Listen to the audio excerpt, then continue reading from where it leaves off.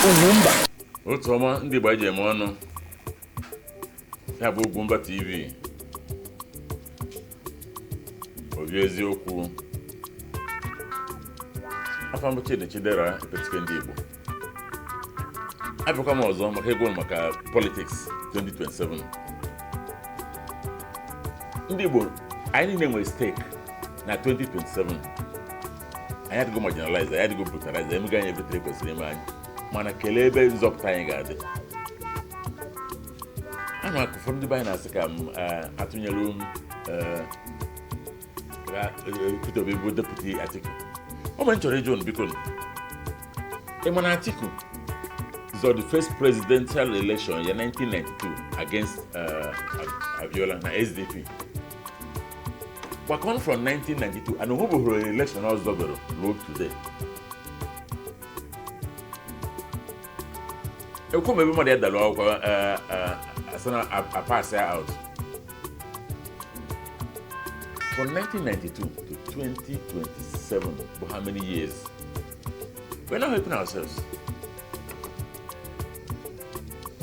But many players did very, very good.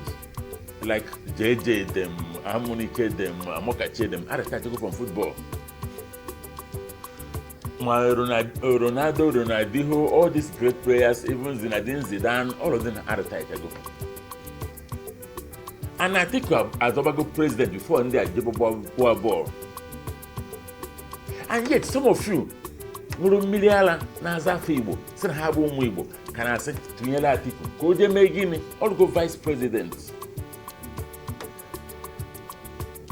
Eba konya po kuna Joma, or they can see if Atiku had as Oze or Jezota, or they can see from as Zochero Mad Kojega Saifane. Mananka, we was Sarfano, he was able to the best president, economy in our one. Every taxation is one. What we are trying to say in essence, if I game a case of buying, if I game a case of Tani, Korea came a case of Nigeria. Nigeria need the deliverance. And the buy, can I go how long one might be a no go? Can I how long? All no gonna feel. Name is managed here, them. The buy, Otoro, in the Kubunam. Where for every I got so mine. I can make a second. Atiku, I brought alternative. 10 years ago, a judge was on his side. I told Maka the vibrant, Umaka has own wood, Umaka has own as of Nigeria. Nabonia and a Kokuya, Onyonaskana Atiku. Now, Nenanya, presently, Party open a Peterborough, federal government at Tugariba. And I saw I can make a say, or brought the right thing, or because not a player, only the ball can have attack. It will be the ball, so tackling and about to win and not possible. Now, Mamma, also they can running the support. One no, you're not by Atiku say we are okay. From 92 to 2027, I brought 10 years.